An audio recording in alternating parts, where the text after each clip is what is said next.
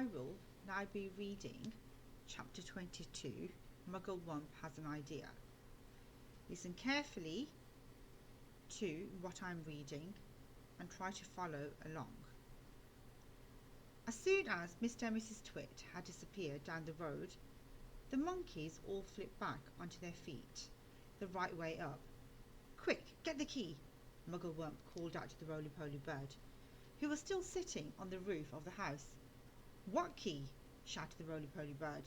"The key to the door of our cage," cried Muggle-Wump. "It's hanging on a nail in the work-shed. That's where he always puts it."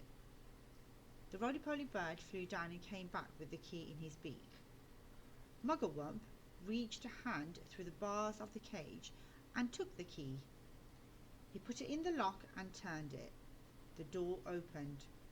All four monkeys leapt out together. "We are free!" cried the two little ones. "Where shall we go, Dad? Where shall we hide?" "Don't get excited," said Muggle-Wump. "Calm down, everybody. Before we escape from this beastly place, we have one very important thing to do." "What?" they asked him. "We're going to turn those terrible Twits upside down." "We're going to what?" they cried. "You must be joking, Dad." "I'm not joking," Muggle-Wump said. "We're going to turn both Mr. and Mrs. Twit upside down with their legs in the air." "Don't be ridiculous," the roly-poly bird said. "How can we possibly turn those two maggoty old monsters upside down?"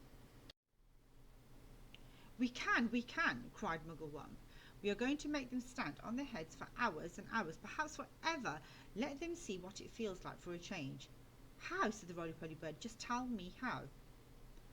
Muggle-Wump laid his head on one side and a tiny twinkling little smile touched the corners of his mouth. "Now and again," he said, "but not very often, I have a brilliant idea. This is one of them. Follow me, my friends, follow me." He scampered off towards the house, and the three of the monkeys and the roly-poly bird went after him. "Buckets and paintbrushes," cried Muggle-Wump. "That's what we want next. There are plenty in the work-shed. Hurry up, everyone, get a bucket and a paintbrush." Inside Mr. Twit's work-shed there was an enormous barrel of hug-tight sticky glue, the stuff he used for catching birds. "Fill your buckets," Muggle-Wump ordered. "We are now going into the big house."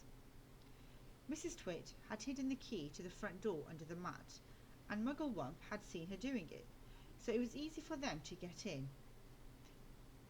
In they went, all four monkeys with their buckets of sticky glue.